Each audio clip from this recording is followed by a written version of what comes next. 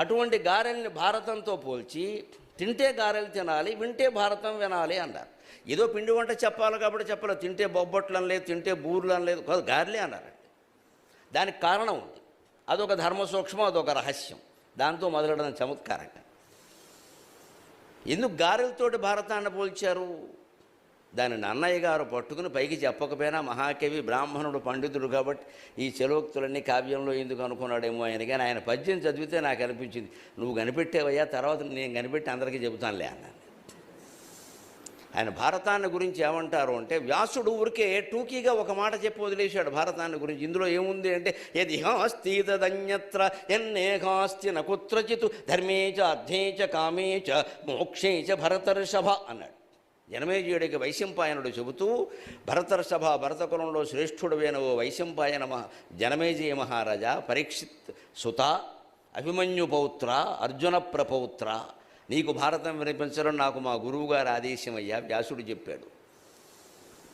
కానీ ధర్మం విషయంలో, అర్థం విషయంలో, కామపురుషార్థం విషయంలో, మోక్షం విషయంలో ఏ అనుమానం వచ్చినా భారతం చెప్పేస్తుంది అయ్యా సమాధానం. ఏదిహాస్తి తదన్యత్ర.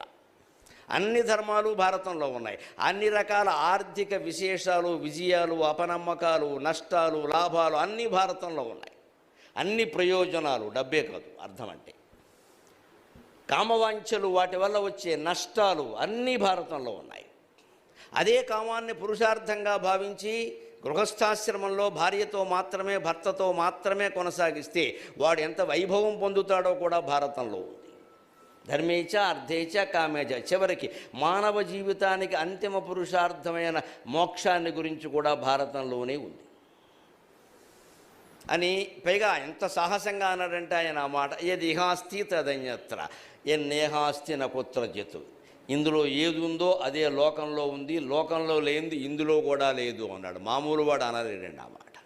ఆ మాట ఆయన నిరూపించుకోవడం కోసం 1700 శ్లోకాలు రాశాడు. భారతీయ సాహిత్యంలోనే ఇంతటి గ్రంథం మరొకటి లేదండి. 1700 శ్లోకాలు. వేదాంత గ్రంథాల్లో చెప్పాలంటే 32,000 శ్లోకాల యోగ వాసిష్టం చాలా పెద్దది. ఇతిహాసాల్లో చెప్పాలంటే 1700 శ్లోకాల భారతం పెద్దది. భాగవతం ఎంత గొప్పదైనా మనం పారాయణ చేసినా దాని పరిమితి 14,093 శ్లోకాలు. రామాయణం అంతకంటే గొప్పదైనా దాని పరిమితి 24,000 శ్లోకాలు. భారతంలో 5వ వంతు. కానీ అదే భాగవతాన్ని 14,093 శ్లోకాల్లో ముగించినటువంటి వ్యాసుడు భారతాన్ని మాత్రం 1700 రాశాడు. ఇంకా అర్థం కావాలంటే అన్నాడు. అని ఆయన ఇందులో ఉన్నదే లోకంలో ఉంది, లోకంలో లేనిదేది